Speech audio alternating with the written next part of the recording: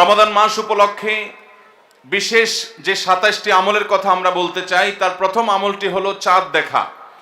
রমাদান মাসের চাঁদ শাবানের শেষ দিনে আমরা পশ্চিম আকাশে তালাশ করব, অনুসন্ধান করব। নবী করিম সাল্লাল্লাহু আলাইহি সাল্লাম বলেছেন, সুমু লিরুইয়াতিহি ওয়া আফতিরু লিরুইয়াতিহি, তোমরা চাঁদ দেখে রোজা রাখো আর চাঁদ দেখে তোমরা ঈদ উদযাপন করবে। অতএব মুসলমান রমজান মাসে সিয়াম সাধনা শুরু করবে চাঁদ দেখে, এবং সিয়াম ছেড়ে ঈদ উদযাপন করবে, সেটাও চাঁদ দেখে করবে। আর এই চাঁদ দেখাটা নবী করিম সাল্লাল্লাহু আলাইহি সাল্লামের গুরুত্বপূর্ণ একটি সুন্নাহ। চাঁদ দেখতে গিয়ে কেউ যদি চাঁদ দেখতে পান তিনিও সওয়াব পাবেন। যদি আপনি চাঁদ তালাশ করেন আর চাঁদ দেখতে নাও পান, তারপরও আপনি সওয়াব পাবেন, কারণ আপনি চেষ্টা করেছেন। চাঁদ দেখার একটি দোয়া নবী সাল্লাল্লাহু আলাইহি সাল্লাম আমাদেরকে শিক্ষা দিয়েছেন, আর সেটা হলো আল্লাহুম্মা আহিল্লাহু আলাইনা বিল ইয়ুমনি ওয়াল ঈমান ওয়াস সালামাতি ওয়াল ইসলাম রব্বি ওয়া রাব্বুকাল্লাহ।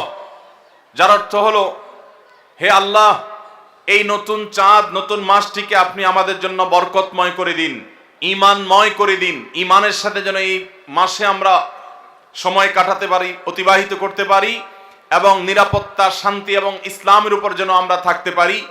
হে চাঁদ, তোমার এবং আমার পালনকর্তা এক আল্লাহ। এই দোয়া পাঠ করা সুন্নাত চাঁদ দেখার পর।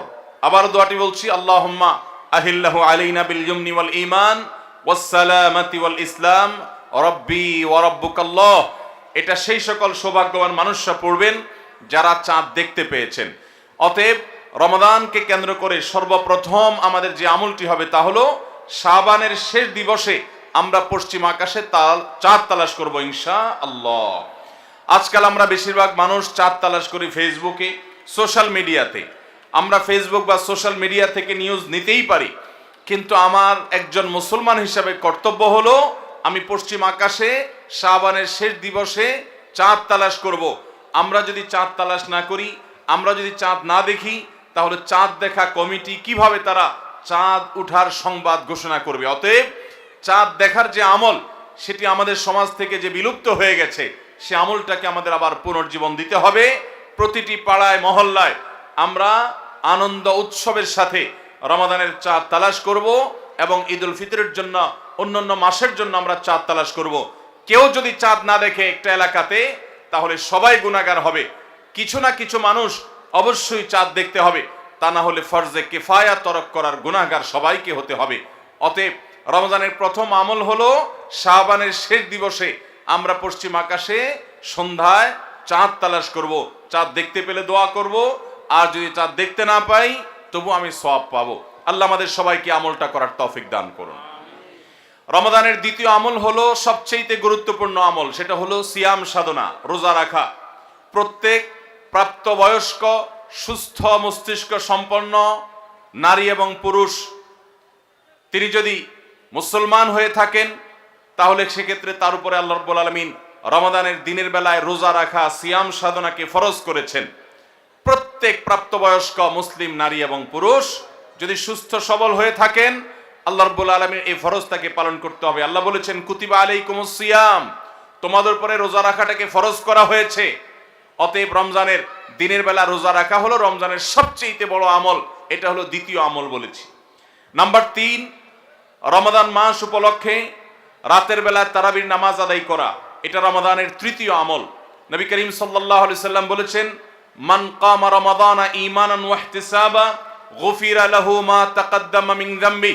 যে ব্যক্তি রমজান মাসে রাতে দাঁড়িয়ে ঈমানের সাথে, ইখলাসের সাথে আল্লাহর কাছ থেকে সওয়াব পাওয়ার আশায় তারাবির নামাজ পড়বে, তার পূর্বের সমস্ত গুনাহ খাতা মাফ করে দেওয়া হবে। মুহতারাম হাজিরিন, অতএব রমজানের এই তৃতীয় আমল তারাবির নামাজটাও আমাদেরকে সুন্দর করে ধীরস্থিরতার সাথে উত্তম রূপে আদায় করার চেষ্টা করতে হবে। এটা হলো রমজানের তৃতীয় আমল। মা বোনরা বাসা বাড়িতে নিজ জায়গায় এবং পুরুষরা মসজিদে জামাতের সাথে তারাবির নামাজ আদায় করার চেষ্টা করবেন। এই তারাবির সালাত, এটা হলো রমজানের তৃতীয় আমল। নাম্বার ৪, রমজানের চতুর্থ আমল হলো সাহারি করা। আমরা অনেকে ইচ্ছাকৃতভাবে সাহারি করি না, হয়তো কখনো ভালো লাগে না সাহারি করতে, খাওয়ার রুচি থাকে না, আমরা সাহারি খাই না। সাহারি খাওয়া ছাড়াও যদি কেউ রোজা রাখে, রোজা হয়ে যাবে, কিন্তু সাহারি খেলে আপনার খাদ্য গ্রহণ হবে, পাশাপাশি আপনি সওয়াব লাভ করবেন। প্রতিদিনই আপনি খাবার খান, এই সমস্ত খাবার খাওয়াটা জায়েজ, এটার কারণে আপনার কোনো সওয়াব হবে না যদি আপনি সাধারণ ভাবে আপনি খাবার খান। কিন্তু আপনার নিয়ত যদি হয় ভোর রাতে খাবার গ্রহণ করছেন, আপনি কেন? রোজা রাখবেন সেজন্য। রোজার নিয়তে ভোর রাতে যে খাবার খাচ্ছেন, যেটাকে সাহারি বলা হয়, এই খাবারটা খেলে আপনার শুধু পেট ভরবে তা নয়, এর মাধ্যমে একটা সুন্নতের জিন্দা করার সওয়াব, একটা সুন্নতের আমল করার সওয়াব আপনার আমলনামায় লেখা হবে। নবী করিম সাল্লাল্লাহু আলাইহি সাল্লাম বলেছেন, তাসাহহারু ফাইন্না ফিস সাহুরি বারাকাহ, তোমরা সাহারি খাও, কারণ সাহারির খাবারের মধ্যে বরকত আছে। এই খাবারের মধ্যে বরকত আছে, এটার মধ্যে কল্যাণ আছে। এটা আমাদের আত্মিক বরকতের কারণ, এটা আমাদের শারীরিক বরকতের কারণ। এই জন্য রমাদান মাসে আমাদেরকে সাহারি খেতে হবে যথাসম্ভব। পেট ভরে খাওয়া কোনো জরুরি না, কিছু একটা মুখে দেন সাহারির নিয়তে, আপনি সওয়াব পেয়ে যাবেন। তাহলে 4 নম্বর আমল হলো সাহারি খাওয়া। 5 নম্বর আমল হলো সাহারিটা শেষের দিকে খাওয়া। এখনো অনেক মুরব্বীরা আছেন গ্রামাঞ্চলে, তারা মাঝরাতে সাহারি খেয়ে ফেলেন, 12টা 1টার দিকে সাহারি খেয়ে ফেলেন। সাহারি খাওয়ার জন্য সবচেয়ে উত্তম সময় হলো রাতের শেষ প্রহরের একেবারে শেষের দিকে। নবী করিম সাল্লাল্লাহু আলাইহি ওয়াসাল্লাম তিনি রমজানের রোজার জন্য সাহারি খেতেন, সাধারণ রোজার জন্য সাহারি খেতেন এত দেরি করে যে তার সাহারি খাওয়া শেষ হলে ফজরের ওয়াক্ত এবং ফজরের আজানের ওয়াক্ত শুরু হওয়ার আগে মাঝখানে 50টা আয়াত তেলাওয়াত করার মতো গ্যাপ তিনি রাখতেন। তার মানে তার সাহারি খাওয়া শেষ আর ফজরের ওয়াক্ত শুরু, এই দুইয়ের মধ্যে 50টা আয়াত তেলাওয়াত করার মতো সময় তিনি রাখতেন।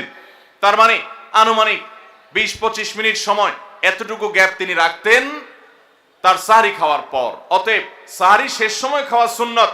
এর মানে আবার এটা না যে মুয়াজ্জিনে আজান দিতে থাকবে ততক্ষণ পর্যন্ত, বা যা আজানের 10-20 সেকেন্ড আগ পর্যন্ত খেতে থাকবো, এটা সুন্নাহ নয়।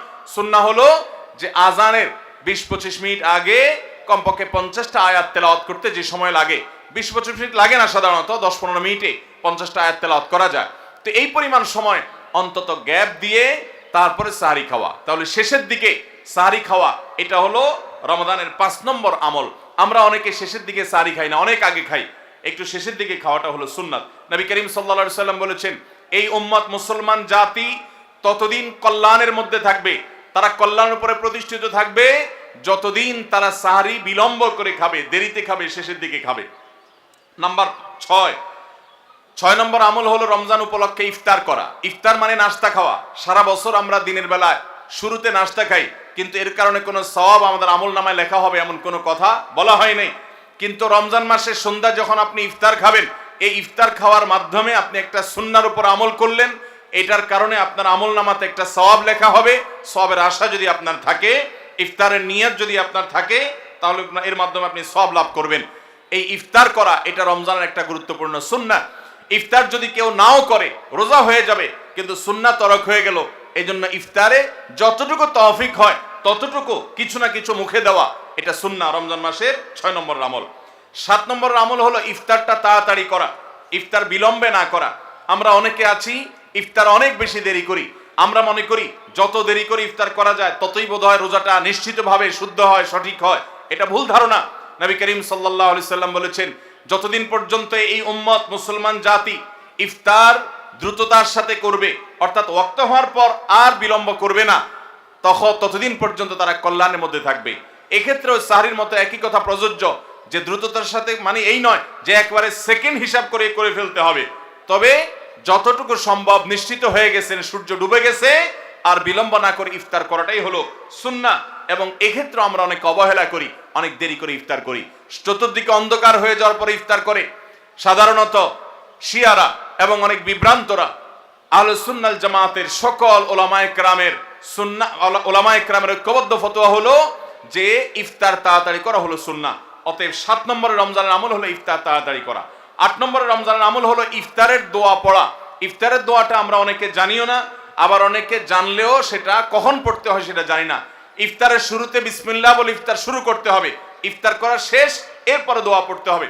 আমরা অনেকে ইফতারের আগে দোয়া পড়ি, এই দোয়াটা ইফতার দোয়াটা পড়তে হয় ইফতারের পরে। দোয়াটা হলো যাহাবাজ জামা ওয়াবতাল্লাতিল উরুক ওয়া সাবাতাল আজরু ইনশাআল্লাহ। এটা হলো দোয়া। যাহাবাজ জামা মানে হলো আমার পিপাসা দূর হয়ে গেল, ওয়াবতাল্লাতিল উরুক আমি ইফতার করার মাধ্যমে প্রশান্ত হয়েছে, আমার শিরা উপশিরাগুলো সবগুলো সিক্ত হয়েছে। ওয়াসাবাতাল আজরু ইনশাআল্লাহ, এবং এই রোজার বিনিময় আল্লাহর কাছে সাব্যস্ত হলো ইনশাআল্লাহ। এই দোয়া পাঠ করা সুন্নাহ। তাহলে ইফতারের পর আমরা এই দোয়া পড়বো, যাহাবাজ জামা ওয়াবতাল্লাতুল উরুক ওয়া সাবাতাল আজরু ইনশাআল্লাহ। এটা হলো রমজানের 8 নম্বরের আমল, ইফতারের দোয়া পড়া। 9 নম্বরের আমল হলো ইফতার এবং সাহারি উভয়টাতে খেজুর খাওয়া। এটা সুন্নাহ। খেজুরের মধ্যে প্রচুর খাদ্য শক্তি আছে। আমরা রমজান মাসে যে রোজা রাখি, সারাদিন পানাহার বর্জন করে থাকি, আমরা যদি সাহারিতে খেজুর খাই, আমাদের শরীরে প্রচুর পরিমাণ খাদ্য শক্তি থাকবে এই খেজুর খাওয়ার ফলে। খেজুর অনেক উপকারী একটা খাবার। আমাদের দেশেও আজকাল খেজুর উৎপাদন হচ্ছে আল্লাহর মেহেরবানিতে। এই খেজুর ইফতারিতে নবী করিম সাল্লাল্লাহু আলাইহি সাল্লাম আধা পাকা আধা কাঁচা খেজুর, যেটা যে অর্ধেক পেকেছে অর্ধেক কাঁচা, সেগুলো তিনি পছন্দ করতেন। সেটা না পাওয়া গেলে সাধারণ খেজুর এটা দিয়ে ইফতার করা, এটা আমরা সবাই জানি। কিন্তু যেটা আমাদের দেশে মানুষ জানে না তা হলো সাহরিতে সাহরি খাওয়া, সাহরিতে আপনার খেজুর খাওয়া সুন্নাত। নবী করিম সাল্লাল্লাহু আলাইহি সাল্লাম বলেছেন, নি'মা সাহুরুল মুমিনি আত-তামার, ইমানদারের সবচেয়ে উত্তম সাহরি হলো খেজুর। আপনি সাহরিতে ভাত তরকারি যাই খান বা না খান, অন্তত একটা হলো খেজুর খাবেন, তাহলে নবী সাল্লাল্লাহু আলাইহি সাল্লামের এই সুন্নাহর উপরে আমল হয়ে যাবে। তাহলে 9 নম্বর রমজানের আমল হলো সাহরিতে এবং ইফতারে উভয় সময়ে কমপক্ষে একটা হলেও খেজুর খাওয়া, মানে খেজুর খাওয়াটা হলো সুন্নাহ। 10 নম্বর রমজানের আমল হলো দিনভর বেশি বেশি দোয়া করতে থাকা। ভাইরা আমার, রোজাদার ব্যক্তির দোয়া আল্লাহ রাব্বুল আলামিন ফিরিয়ে দেন না। রোজাদার ব্যক্তি দিনভর আল্লাহর কাছে দোয়া করতে থাকলে সে দোয়া কবুল হয়। নবী করিম সাল্লাল্লাহু আলাইহি সাল্লাম বলেছেন যে কয়েক ব্যক্তির দোয়া ফেরত দেওয়া হয় না, এর ভিতরে একজন হলেন আস-সাইমু হাত্তা ইফতির, রোজাদার ব্যক্তি ইফতার করা পর্যন্ত তার দোয়া কবুল হতে থাকে। আপনি রোজাদার অবস্থায় দোকানে কাজ করছেন, খেতে খামারে কাজ করছেন, আপনি ব্যবসা প্রতিষ্ঠানে কাজ করছেন, আপনি রাস্তায় হাঁটাচলা করছেন, মা বোনরা বাসা বাড়িতে গৃহস্থলী কাজকর্ম করছেন, এই কাজের ফাঁকে ফাঁকে ওযু নাই, অসুবিধা নেই, এই অবস্থায় আপনি দোয়া করতে থাকেন। রোজাদার অবস্থায় দোয়া কবুল হয়। সারাদিন আপনি মনে মনে আপনার চাওয়াগুলো আল্লাহর কাছে নিবেদন করেন, আল্লাহর সাথে আপনি কথা বলতে থাকেন, কারণ দোয়া কবুলের একটা মোক্ষম সময় হলো রমজান মাসে এই রোজা অবস্থায়। বিশেষ করে ইফতারের আগ মুহূর্তে দোয়া কবুল হয়, আমরা তখন অনেকে ইফতার নিয়ে ব্যস্ত হয়ে পড়ি। তাহলে আমরা 10 নম্বর আমল জানলাম রমজান মাসে, সেটা হলো বেশি বেশি আল্লাহর কাছে দোয়া করা, আল্লাহর কাছে মনের চাওয়াগুলো পেশ করা, দুনিয়ার চাওয়া আখিরাত চাওয়া। আল্লাহ আমাদেরকে তৌফিক দান করুন। 11 নম্বর রমজানের বিশেষ আমল হলো সকল প্রকার পাপাচার বর্জন করা। কারণ রমজানের রোজার উদ্দেশ্যই হলো আমরা যেন পাপাচার বর্জন করতে পারি। রমজানের যে রোজা রাখি, এই রোজা মূলত কোরআন এবং হাদিসের ভাষায় এটাকে সওম বা সিয়াম বলা হয়। সওম বা সিয়াম শব্দের অর্থ হলো বিরত থাকা। আর এই বিরত থাকার মানে হলো আমার সামনে পানির বোতল আছে, আমার সামনে খাবার আছে, হালাল টাকায় কেনা, আবার পেটে ক্ষুধা আছে, তৃষ্ণাও আছে, পিপাসা আছে, তারপর আমি খাচ্ছি না, পান করছি না। কেন? কারণ আল্লাহ নিষেধ করেছেন। এখান থেকে শিক্ষা গ্রহণ করে আমার সামগ্রিক জীবনে সকল হারাম, সকল নিষিদ্ধ কাজ থেকে আমাকে বিরত থাকতে হবে, সেই শিক্ষা সিয়াম আমাকে দেয়। এই জন্য এই সিয়ামের মাধ্যমে হারাম বর্জন করা, আল্লাহর নিষিদ্ধ কাজগুলো বর্জন করা, এই ট্রেনিং, এই অভ্যাস রমজান মাসে গড়ে তুলতে হবে। নবী করিম সাল্লাল্লাহু আলাইহি সাল্লাম বিভিন্ন হাদিসে সেই গুরুত্ব আরোপ করেছেন। কোরআনে কারিমে আল্লাহ বলেছেন, তোমাদের উপরে সিয়াম ফরজ করা হয়েছে, তোমাদের পূর্ববর্তীদের উপরে যেমন ফরজ করা হয়েছে সেরকম। উদ্দেশ্য লাআল্লাকুম তাত্তাকুন, যাতে করে তোমরা গুনাহ ছাড়া আল্লাহর নির্দেশগুলো মেনে চলা, তাকওয়া অর্জন করা, অবলম্বন করার ট্রেনিং নিতে পারো, তাকওয়া অবলম্বন করতে পারো, শিখতে পারো এখান থেকে। অতএব রমজানের 11 নম্বর বিশেষ গুরুত্বপূর্ণ আমল হলো সকল হারাম, সকল পাপাচারগুলো এই মাসে বিশেষভাবে বর্জন করে চলা। যদি সেটা কেউ না করে তাহলে তার এই রোজার কোনো অর্থ হতে পারে না। অতএব 11 নম্বর আমল পাপাচার বর্জন করে চলা। 12 নম্বর আমল হলো পাপাচারের মধ্যে আবার বিশেষ করে মিথ্যা কথা, মিথ্যা কাজ, প্রতারণা 2 নম্বরই, এগুলো পরিহার করে চলা। এগুলো অন্য সময় তো পরিহার করতেই হবে, রমজানে আরো বিশেষ গুরুত্বের সাথে পরিহার করতে হবে। বুখারীর হাদিসে আসছে, নবী করিম সাল্লাল্লাহু আলাইহি সাল্লাম বলেছেন, মাল্লাম ইয়াদা কাওলাজ জুরি ওয়াল আমাল বি ফালাইসা লিল্লাহি হাজা আন ইয়াদা তাআমাহু ওয়া শারাবা। যে ব্যক্তি মিথ্যা কথা, মিথ্যা কাজ এগুলো ছাড়লো না, সেই ব্যক্তির উপবাস থাকায় আল্লাহর কোনো ঠেকা পড়ে নাই। অর্থাৎ তার এই রোজা থাকাটা উপোস থাকা ছাড়া কিছুই নয়, আর তার এই উপোস থাকায় আল্লাহর কোনো প্রয়োজন পড়ে নাই। অর্থাৎ তার এই রোজার কোনো মানে নাই, অর্থহীন হয়ে যাবে যদি সে রোজা রেখে মিথ্যা কথা বলে, মিথ্যা কাজ করে। এই জন্য রমজান মাসের গুরুত্বপূর্ণ আমল হলো 12 নম্বর আমল, যে আমরা মিথ্যা কথা, মিথ্যা কাজ রমজান মাসে পরিহার করবো রোজা অবস্থা বিশেষ করে। 13 নম্বর আমল হলো স্পেশালি ঝগড়াঝাটি থেকে বিরত থাকা। নবী করিম সাল্লাল্লাহু আলাইহি সাল্লাম বলেছেন, কোন রোজাদারের সাথে কেউ যদি কুতর্ক করতে আসে, ঝগড়া ফাসাদ করতে আসে, তাহলে সে বলবে ইন্নী সাইম, আমি তোমার ঝগড়া, আমি তোমার গালিগালাজ, আমি তোমার বিতর্ক বর্ষার জবাব দিতে পারছি না, কারণ আমি রোজাদার অবস্থায় আমি আমার মুখ নষ্ট করব না, সময় নষ্ট করব না। অতএব ফেসবুকের বাইরে, সোশ্যাল মিডিয়াতে অথবা অনলাইনে অফলাইনে যে কোনো জায়গায় আমরা রমজান মাসে বিশেষভাবে ঝগড়া ঝাঁটি, গন্ডগোল, ফাসাদ, তর্ক বিতর্ক, বর্ষা এগুলো আমরা বর্জন করে চলবো, কারণ এটা রমজানের বিশেষ গুরুত্বপূর্ণ আমল যে এই মাসে আমি কোনো ঝগড়াঝাটি করব না। এটা হলো রমজানের 13 নম্বর বিশেষ আমল। 14 নম্বর বিশেষ আমল হলো সাধারণ যত আমল আছে, সাধারণ যত ভালো কাজ আছে, সেই ভালো কাজগুলো এই মাসে সবচেয়ে বেশি গুরুত্বের সাথে করা। কারণ আপনারা জানেন নবী করিম সাল্লাল্লাহু আলাইহি সাল্লাম বলেছেন, রমজানের শুরুর দিকে আল্লাহর পক্ষ থেকে এক ফেরেশতা ঘোষণা দিতে থাকে, ইয়া বাগিয়াল খায়র আকবিল, তোমাদের মধ্যে কেউ কি কোনো কল্যাণের পথে চলতে চায়, এমন কোন মানুষ আছে যে কল্যাণকামী, যে ভালো কাজ করতে চায়, তাহলে সে যেন অগ্রসর হয়, কারণ ভালো কাজ করার মৌসুম এসেছে, সময় এসেছে, সুবর্ণ সুযোগ এসেছে। এটা আমল করার সময়, এটা নিজের আমল নামার শূন্য স্থানগুলো পূরণ করার সময়, এটা জান্নাতের পথে এগিয়ে যাওয়ার সময়। অতএব যত নেক আমল আছে, সেটা যেই ধরনেরই হোক না কেন, সকল ভালো কাজ সবচেয়ে বেশি করতে হবে এই রমজান মাসে।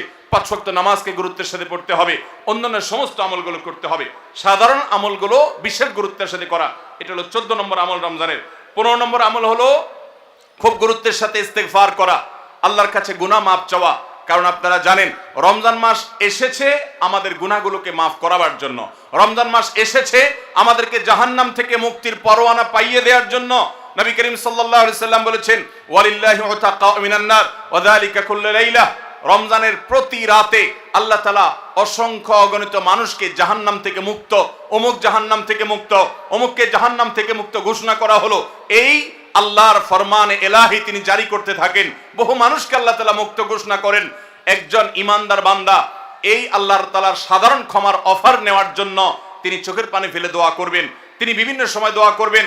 আল্লাহ, রমজান মাস চলছে, এটা গুনাহ মাফ করানোর সময়, এটা গুনাহ মাফ করার সুবর্ণ সুযোগ, আপনি আমার গুনাহগুলো মাফ করে দিন, আমার ভুল ত্রুটি মাফ করে দিন, সারা বছর আমি অনেক পাপ করেছি, আল্লাহ আপনি আমাকে ক্ষমা করে দিন, আমার হিসেবে যত আমল নামাতে যত গুনাহ আছে সবগুলো আপনি ডিলিট করে দিন।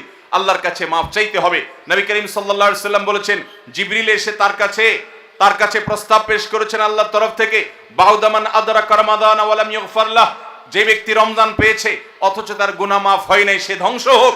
নবী সাল্লাল্লাহু আলাইহি সাল্লাম আমিন বলেছেন। অতএব রমজান মাসে গুনাহ মাফ যদি আপনি করাতে না পারেন, তাহলে জিবরিলের বদদোয়া, নবী সাল্লাল্লাহু আলাইহি সাল্লামের বদদোয়া আপনার জন্য লাগবে। এই জন্য যেই কোনো মূল্যে রমজানের প্রতি রাতে প্রতিদিন চোখের পানি ফেলে একটু একটু করে হলে দোয়া করে আল্লাহর কাছে নিজের গুনাহগুলো মাফ করাইতে হবে। জাহান্নাম থেকে মুক্তির ঘোষণা আল্লাহর পক্ষ থেকে আদায় করে নিতে হবে।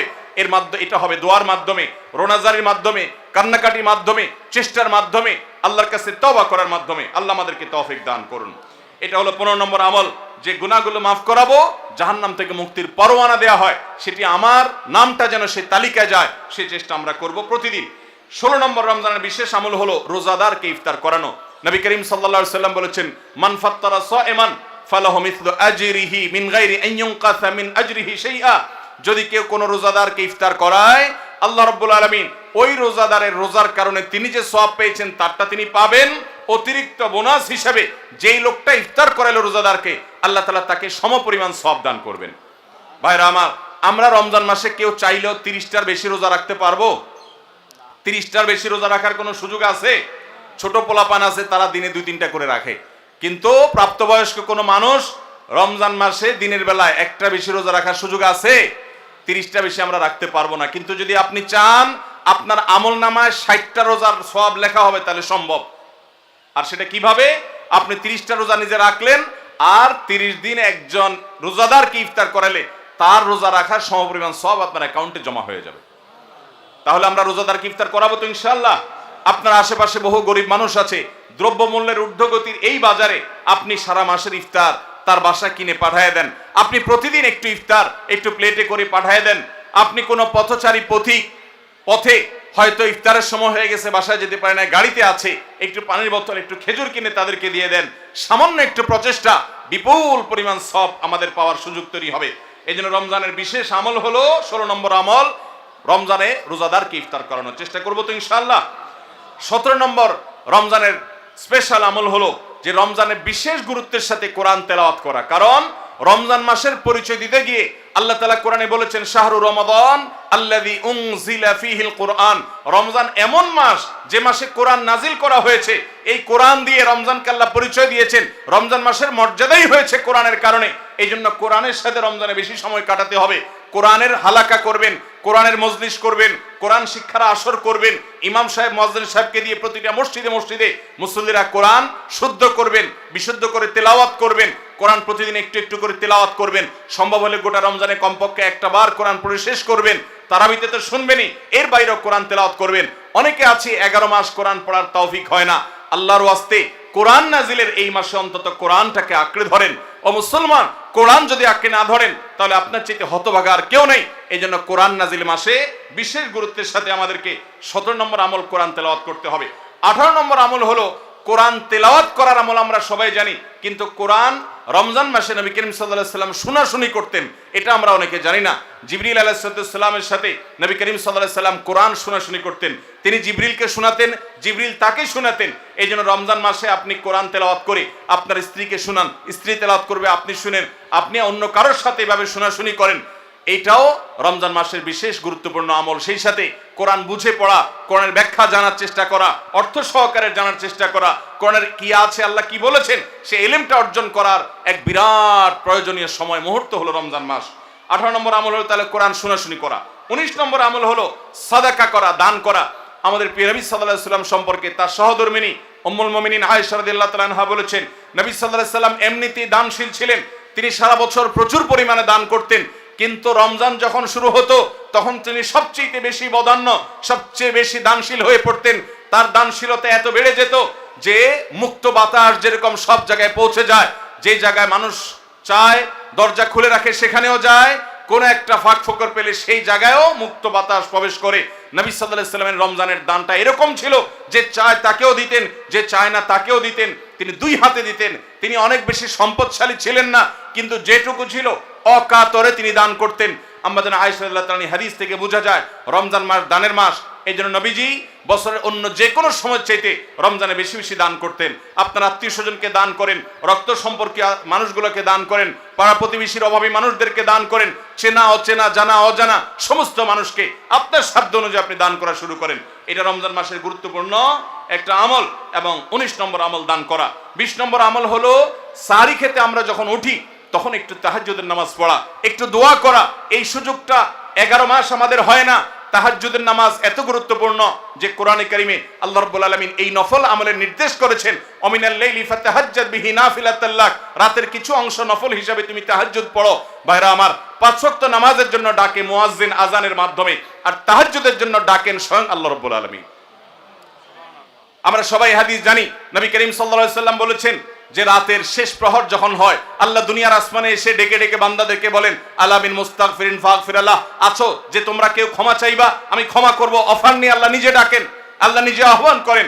এই জন্য ভাইরা আমার, তাহাজ্জুদের নামাজ 12 মাস আমরা পড়তে পারি, 11 মাস আমরা পড়তে পারি না, কারণ আমাদের কাজে কামে ব্যস্ততা, রাতে দেরিতে শোয়ার বদভ্যাস। আমরা চাইলেও তাহাজ্জুদ পড়তে পারি না, ফজর পড়তেই কষ্ট হয় অনেকের। কিন্তু রমজান মাসে তো সাহরি খেতে আপনি উঠেন, আপনি একটু চেষ্টা করলে 10টা মিনিট সময় বের করেন, সাহরি খাওয়ার পরে বা আগে 10টা মিনিট নিরিবিলি 2-4 রাকাত নামাজ পড়েন, সময় নিয়ে আস্তে আস্তে ধীরে ধীরে সিজদা গিয়ে একটু চোখের পানি ফেলেন, একটু দোয়া করেন, মনের চাওয়াগুলো নিবেদন করেন। এই সুযোগটা রমজানে বিশাল বড় সুযোগ। আমরা অনেকেই এটা মিস করি, শুধু সাহরি খেয়ে আমরা সময় পার করি। আমাদের অনেক যুবকরা, অনেক তরুণরা আজকাল সাহরি পার্টি বের করেছে। ভোর রাতে যখন দোয়া কবুল হয় এই সময়টাতে কপাল পোড়ারা রেস্টুরেন্টে গিয়ে সাহরি পার্টি করে, আনন্দ উৎসব করে, ফুর্তি করে। এটা কোনো এনজয় করার সময় নয়, এটা কাদার সময়, এটা সেজদা পড়ার সময়, এটা রেস্টুরেন্টে যাওয়ার সময় নয়, এটা আলো ঝলমলে কোনো রেস্টুরেন্টে বসার সময় নয়, এটা আলো আধারিতে আল্লাহর কাছে, রবের কাছে ফরিয়াদ করার সময়। তৌফিক দান করুন।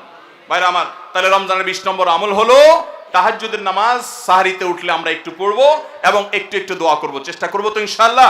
ভোর রাতের দোয়া 24 ঘন্টার ভিতরে সবচেয়ে মূল্যবান দোয়া, আল্লাহর সবচেয়ে নিকটে যে বান্দা দোয়া করতে পারে ভোর রাতে তাহাজ্জুদের সময়, এই সুযোগটা রমজানে তৈরি হয়। আমরা সবাই এই সুযোগটা গ্রহণ করবো। 20 নম্বর আমল। 21 নম্বর আমল হলো আল্লাহ যাদেরকে সামর্থ্য দিয়েছেন তারা উমরা করবেন। রমজানে উমরার ফজিলত হলো, নবী করিম সাল্লাল্লাহু আলাইহি সাল্লাম বলেছেন, উমরাতুন ফি রমাদান তা'দিলু হাজ্জা। রমজানের একটা উমরা একটা হজের সমতুল্য। অন্য হাদিসে আসছে নবীজি বলেছেন, উমরাতুন ফি রমাদান তা'দিলু হাজ্জাতাম মাই। রমজানে একটা উমরা হলো নবী করিম সাল্লাল্লাহু আলাইহি সাল্লামের সাথে হজ করার সমান সওয়াব। অতএব যাদের তৌফিক আছে তারা উমরা করবে, 21 নম্বর আমল। 22 নম্বর আমল হলো রমজানে দিনের বেলা রোজা রেখে বেশি বেশি মেসওয়াক করবেন। আমরা অনেকে এটা জানি না যে রোজা রেখে মেসওয়াক করা যায়, আমরা বরং অনেকে মেসওয়াক করি না যে রোজা দুর্বল হয় কিনা। অথচ আম্মাজান আয়েশা রাদিয়াল্লাহু তাআলা আনহা বলেছেন যে আমি নবী করিম সাল্লাল্লাহু আলাইহি সাল্লামকে রমজান মাসে রোজা রেখে এত বেশি পরিমাণে মেসওয়াক করতে দেখেছি যে গুণে শেষ করা যাবে না। এই জন্য রমজান মাসে আপনার পকেটে মেসওয়াক থাকতে হবে এবং বেশি বেশি করে আপনি মেসওয়াক করবেন। দুপুরে প্রত্যেক নামাজের আগে পরে যখন সুযোগ পান আপনি মেসওয়াক করবেন। এবং মেসওয়াক করার মাধ্যমে আরেকটি আমল হবে যেটি নবী সাল্লাল্লাহু আলাইহি সাল্লাম করতেন রোজা রেখে। এটি 22 নম্বর আমল, রোজা রেখে মেসওয়াক করা। 23 নম্বর আমল হলো রমজানের শেষ 10টা দিন ইতিকাফে বসে যাওয়া। যাদের তৌফিক আছে মসজিদে ইতিকাফে বসে যাবেন। ভাইরা আমার, তৃতীয় হিজরিতে রোজা ফরজ হওয়ার পর নবী করিম সাল্লাল্লাহু আলাইহি সাল্লাম জীবনে কখনো রমজানের শেষ 10 দিন মসজিদে ইতিকাফে বসা ছাড়া সময় কাটান নাই। আমরা বেশিরভাগ মানুষ জীবনে একবারও ইতিকাফের তৌফিক আমাদের হয় নাই। যে আমল নবী করিম সাল্লাল্লাহু আলাইহি সাল্লাম কখনো ছাড়েন নাই, আমরা বেশিরভাগ কপাল পোড়া সে আমলটা জীবনে একবারও করি নাই। ইতিকাফের মানে হলো আপনি গাট্টি বোসকা নিয়ে, আপনার কাঁথা বালিশ নিয়ে, আপনার সব কাপড় চোপড় নিয়ে আপনি আল্লাহর চৌকাঠে এসে পড়ে যাওয়া। এটা অত্যন্ত অত্যন্ত তৃপ্তিদায়ক একটা ইবাদত, অত্যন্ত এই একটা মজাদার একটা ইবাদত, যেটার স্বাদ আপনি আস্বাদন একবার করলে আপনাকে আর কেউ ঠেকাতে পারবে না। আমরা মনে করি ইতিকাফ মানে মসজিদে বন্দী হয়ে যাওয়া, কথা বলা যাবে না, বোবার মতো থাকতে হবে। এটা ভুল ধারণা। মসজিদে থাকলে প্রয়োজনে কথা বলতে পারবেন, আপনি ঘুমাতে পারবেন, আপনি অন্যান্য প্রয়োজনীয় কাজ, একান্ত প্রয়োজনীয় কাজও করতে পারবেন। তবে মসজিদের মধ্যে নিজেকে বন্দী করে রেখে আপনি যখন ইবাদত করবেন আপনার ফিলিংস হবে যে আমি আল্লাহর কাছে এসে নিজেকে বন্দী করে ফেলেছি। অসম্ভব ভালো লাগা কাজ করবে। আপনি যদি ইতিকাফে থাকেন তাহলে সেক্ষেত্রে বিশাল বড় একটা আমল আপনি জিন্দা করলেন। আমাদের দেশে অনেক মসজিদে ইতিকাফের জন্য লোক ভাড়া করা হয়। লোক ভাড়া করে ইতিকাফে বসাইলে সেটা গুনাহ হবে। যে ভাড়া করে রাখবে সেও গুনাহগার, যে ভাড়ার বিনিময়ে বসবে সেও গুনাহগার হবে। ইবাদতে কোনো টাকা পয়সা দেওয়া চলে না। অতএব ভাইরা আমার, ইতিকাফ আমরা করব তো ইনশাআল্লাহ। রমজানের শেষ দশকে ইতিকাফ করা, এটা 23 নম্বর আমল। 24 নম্বর আমল হলো রমজানের শেষ দশকে বেশি বেশি ইবাদত করার চেষ্টা করা। বুখারী শরীফে আসছে নবী করিম সাল্লাল্লাহু আলাইহি সাল্লাম সম্পর্কে আম্মাজান আয়েশা বলেছেন, ইদা দাখালাল আশর, রমজানের শেষ 10 দিন যখন শুরু হতো তখন নবী সাল্লাল্লাহু আলাইহি সাল্লাম কি করতেন? আইকাজ আহিয়া লাইলা, সারা রাত আর ঘুমাতেন না। শেষ 10 দিন সারা রাত ঘুমাতেন না। ওয়াসাদ্দা মিজারা, কোমর বেঁধে নিতেন। ওয়াইকাদা আহলা, এবং তার পরিবারকে তিনি জাগিয়ে তুলতেন। আরেক হাদিসে আসছে নবী সাল্লাল্লাহু আলাইহি সাল্লাম বলেছেন, কারণ নবী সাল্লাল্লাহু আলাইহি ওয়াসাল্লাম ইদা দাখালাল আশর ইয়াজতাহিদু ফীহি মা লা ইয়াজতাহিদু ফী গায়রি। নবীজির জীবনে কখনো ইবাদতের জন্য এত চেষ্টা করতেন না যত চেষ্টা করতেন রমজানের শেষ দশকে ইবাদতের জন্য। আমাদের দেশে দেখবেন রমজানের প্রথম 10 দিন মসজিদ পূরণ হয়ে, মসজিদের বারান্দা ফিল আপ হয়ে, বাহিরেও মুসল্লি হয়, সেখানে চাটাই এবং কার্পেট বিছানো লাগে। কিন্তু দ্বিতীয় দশক আসলে আস্তে আস্তে বাহিরে মুসল্লি হাওয়া হয়ে যায়, আস্তে আস্তে চাটাই উঠে যায়, মসজিদের ভিতরে মুসল্লি চলে আসে। শেষের 10 দিন হলে একেবারে মূল মুসল্লি। 24 নম্বর আমল হলো শেষ দশক বিশেষভাবে ইবাদতবন্দি করা। 25 নম্বর আমল হলো লাইলাতুল কদর তালাশ করা। নবী করিম সাল্লাল্লাহু আলাইহি সাল্লাম বলেছেন, তাহাররাউ লাইলাতুল কদর ফিল বিত্রি মিনাল আশরিল আওয়াখির মিন রমাদান। তোমরা রমজানের শেষ দশকের বেজোড় রাতগুলোতে লাইলাতুল কদর বেশি বেশি করে তালাশ করো। বেজোড় রাতগুলোতে বেশি বেশি, শেষ দশকের প্রত্যেক রাতেই জেগে জেগে ইবাদত করা কদর হতে পারে সে আশায়। কদরের একটা রাত যদি ইবাদত করতে পারেন আপনি, তাহলে 1000 মাস ইবাদতের চাইতে বেশি উত্তম হবে, আপনার আমলনামাতে সওয়াব বেশি জমা হবে। এই জন্য কদরের রাতে ইবাদতের চেষ্টা করা। সারা বছরের শ্রেষ্ঠ রাত হলো কদরের রাত। কোরআন নাজিল হয়েছে এই কদরের রাতে। অতএব কদরের রাত পাওয়ার জন্য শেষ দশকের প্রত্যেকটা রাতে, প্রত্যেকটা না পারলে অন্তত বেজোড় 21, 23, 25, 27, 29 এই রাতগুলোতে ইবাদত করবো। আল্লাহ আমাদেরকে তৌফিক দান করুন। তাহলে 25 নম্বর আমল হলো লাইলাতুল কদর তালাশ করা। শেষ দশকের সবগুলো রাতে, সম্ভব না হলে বেজোড় রাতে। আল্লাহ আমাদেরকে তৌফিক দান করুন। আর 26 নম্বর আমল হলো লাইলাতুল কদর যদি আমরা পেয়ে যাই, মনে হয় যে এটা লাইলাতুল কদর হতে পারে, তাহলে একটা বিশেষ দোয়া পড়া। দোয়াটা হলো আল্লাহুম্মা ইন্নাকা আফুউন তুহিব্বুল আফওয়া ফাআফু আন্নি। হে আল্লাহ, আপনি ক্ষমাশীল, আপনি ক্ষমা করতে ভালোবাসেন, পছন্দ করেন, আপনি আমাকে ক্ষমা করুন। এই দোয়াটা পড়বো তো ইনশাআল্লাহ। আল্লাহুম্মা ইন্নাকা আফুউন, বড় বড় অর্থবহ একটা দোয়া, বড় মজাদার একটা দোয়া। আল্লাহুম্মা ইন্নাকা আফুউন, আল্লাহ আপনি তো ক্ষমাশীল, তুহিব্বুল আফওয়া, ক্ষমা করতে পছন্দ করেন, ফাফু আন্নি অতএব আমাকে ক্ষমা করেন। 26 নম্বর আমল লাইলাতুল কদরের দোয়া পড়া। 27 নম্বর এবং সর্বশেষ আমল হলো রমজানের শেষে ঈদের চাঁদ দেখা যাওয়ার পর অথবা ঈদের চাঁদ দেখা যাওয়ার একদিন আগেও করা যায় ফিতরা আদায় করা, গরিবদের বাসায় খাদ্য পৌঁছে দেওয়া। এটা কেন করব? নবী করিম সাল্লাল্লাহু আলাইহি সাল্লাম বলেছেন, যাকাতুল ফিত্রে তুহরাতান লিস-সাইমি আনিল লাগবি ওয়ার রাফাস ওয়া তু'মাতাল লিল মাসাকিন। ফিতরা এটা হলো দুইটা উদ্দেশ্যে, এক হলো রোজা রেখে আমাদের যে ছোটখাটো ভুল ত্রুটি হয়, অনর্থক কথা হয়ে যায়, এগুলো থেকে রোজাটাকে পরিচ্ছন্ন করার জন্য সদকায়ে ফিতর বা আমরা যে ফিতরা দেই এটা ভূমিকা রাখে, এটা কার্যকর হয়, আমাদের রোজাকে ত্রুটিমুক্ত করে দেয়, রিফাইন্ড করে দেয়। আর দ্বিতীয়ত হলো ঈদের দিন গরিব দুঃখীদের বাসায় খাবারের নিশ্চয়তা এনে দেয়। এজন্য রমজানের শেষ আমল হবে যেটা দিয়ে রমজানকে আমরা বিদায় দিব, সেটা হলো ফিতরা দেওয়া, ফিতরার আমল করা। এটা আমরা সবাই পরিবারের যত লোক আছে, রোজা থাকুক কিংবা ছোট বাচ্চা হোক, সবার তরফ থেকে একজন করে মিসকিনকে পুরো দিনের খাবার আমরা দিয়ে দিব। চেষ্টা করবো তো ইনশাআল্লাহ। আল্লাহ আমাদের সবাইকে তৌফিক দান করুন। তাহলে আমরা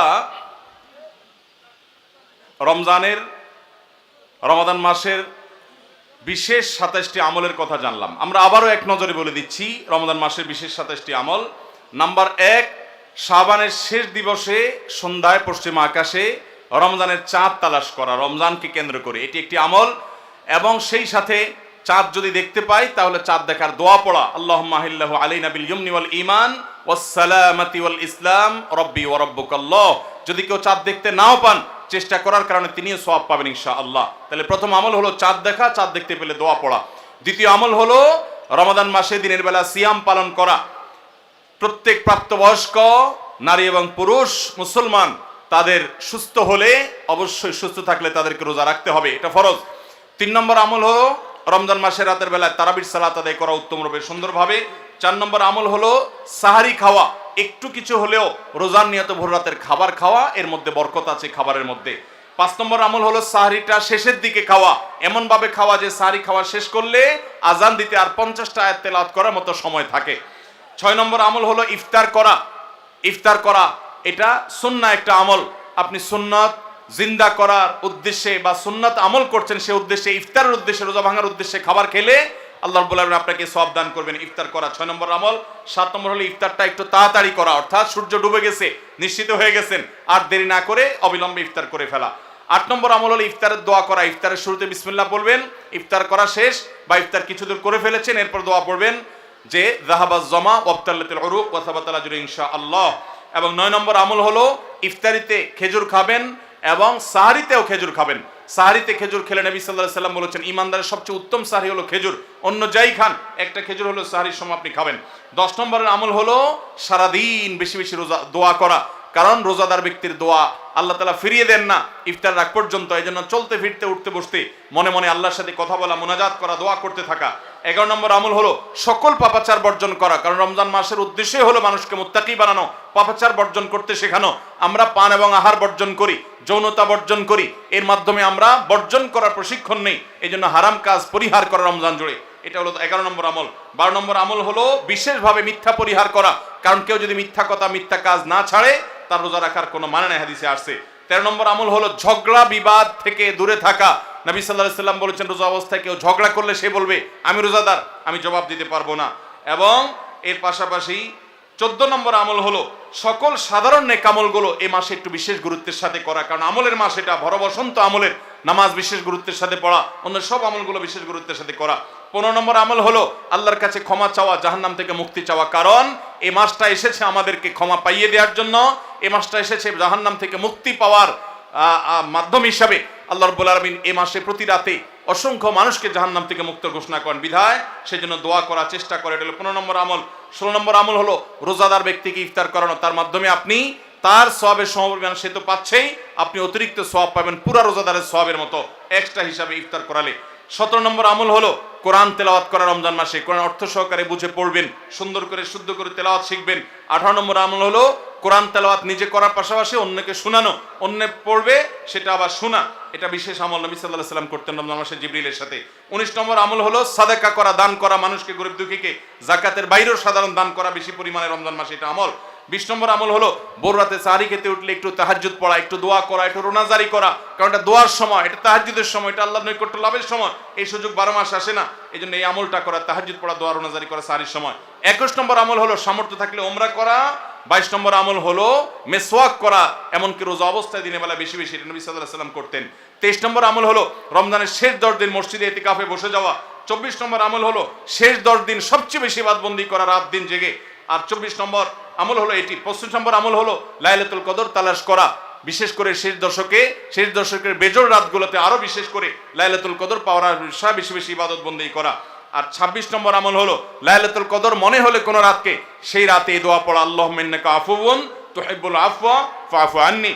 আর 27 নম্বর আমল হলো রমজানের শেষ দিনে, একেবারে শেষ মুহূর্তে রমজানকে বিদায় দেওয়া, গরিব দুঃখীদের বাসায় ফিতরা পৌঁছে দেওয়ার মাধ্যমে। আল্লাহ রাব্বুল আলামিন এই 27টি বিশেষ আমলের মাধ্যমে আমাদের রমাদানকে অর্থবহ এবং সার্থক করার তৌফিক দান করুন।